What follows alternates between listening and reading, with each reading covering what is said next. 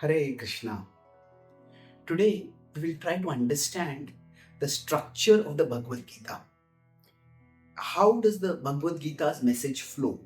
So let's start with what is the driving question and how does the driving question lead to other questions. So structure of the Gita. That's the topic we are discussing. So basically the starting point is Arjuna has a dilemma. Fight or don't fight. Arjuna does not start by thinking, I want to know about Karma Yoga, Jnana Yoga, Dhyan Yoga. He is torn apart by the thought of fighting or not fighting. And broadly, he associates fighting with the path of action. And he associates don't fight with the path of renunciation. And he thinks, from Arjuna's perspective, that the path of action is lower and the path of renunciation is higher. So this is lower, and therefore he's thinking that I am doing a noble thing by renouncing the world. Now this is Arjuna's perspective. Now let's come to Krishna's perspective. So when Krishna speaks, Krishna tells him it's not that simple. In the path of action, we'll have to consider why we are acting, and in the path of renunciation, why we are renouncing. So Krishna talks about the path of action at three different levels. He said, the path of action, we can act with a selfless motive. We can act with a self-serving motive.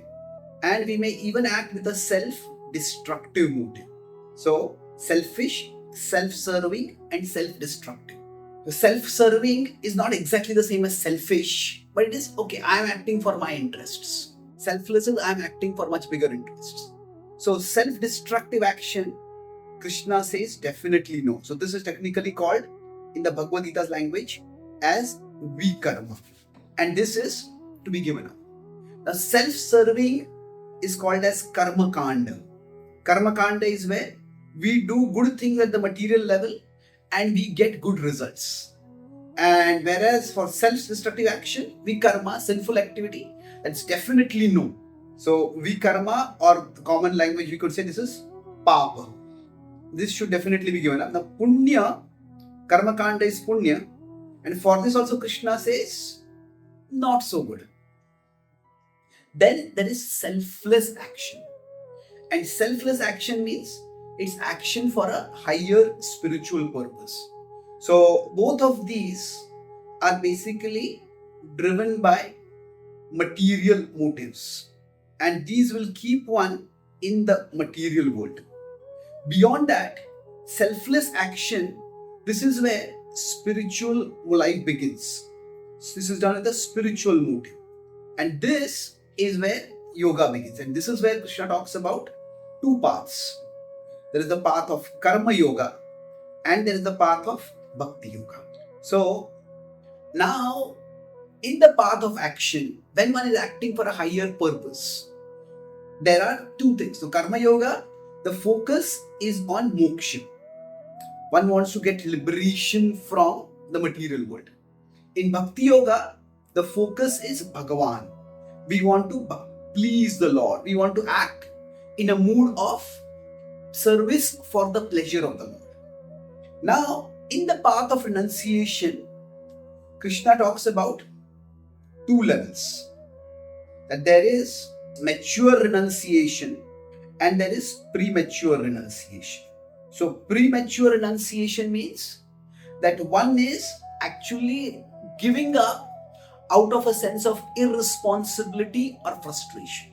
And Krishna disapproves of this. So he says that if you renounce out of frustration or out of sometimes deception, where somebody is continuing to have internal desires, but they are acting externally as if they renounced.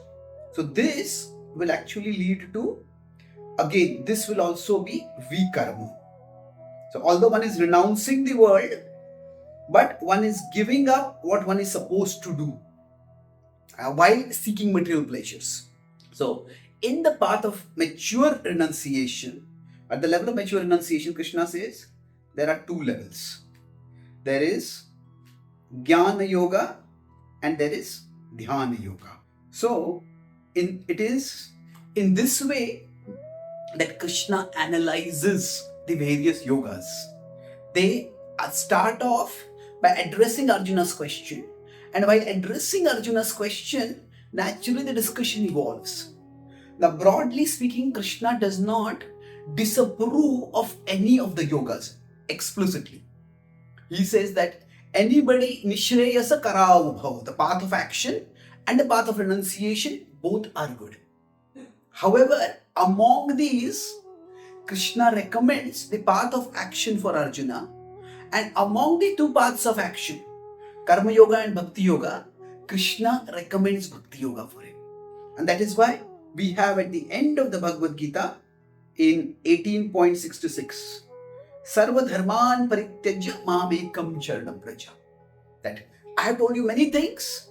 If you are confused about what is the right thing, just this is my topmost instruction. Forget everything else, this is what you should do.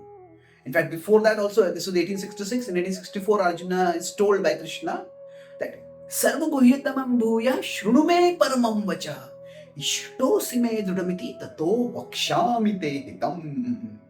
So there is an internal progression. So if you want to go a little more specific, we can talk about a few references for these verses. So chapter 6 is what talks about the process of Dhyan Yoga. Then chapter 18, especially the middle part of chapter 18, so from 49 to 55, this is what talks about Dhyan Yoga. Now Karma Yoga, it is primarily chapters 3 to 5 that talks about Karma Yoga. Now, if you talk about premature renunciation which should be given up, that Krishna talks about it in Karmendriyani Sanyamya Yasate Manasasmaran Indriyarthan Vimudhatma Mityachara Saruchite. So he contrasts this especially in 3.5 and 6. Now, mature renunciation, as I mentioned, he elaborates this. Now, as far as Karma Kanda is concerned, he talks about this from 2.31 to 237. And then he disapproves it, especially famously in 2.49. Durena Yavaram Karma Buddhi Yoga Dhananjaya. Now, self-destructive karma, which is big karma, definitely should be given up. Krishna talks about the demoniac natures, where he says from 6:20 and 22, they say that there are 3 gates to hell, and one should definitely give up those. So that is not actually a consideration for Arjuna, but Krishna is describing there, for example, the nature of Duryodhan and how he is acting. And in Bhakti Yoga, it's especially coming in chapters 7 to 12. And similarly, Jnana Yoga comes again in chapters 13 to 17. So, chapter 2 gives an overall summary of everything. But in this way, the Gita has its own internal flow by which it comes to a conclusion of Arjuna choosing the path of action and preferably choosing the path of devotional action. Thank you. Hare Krishna.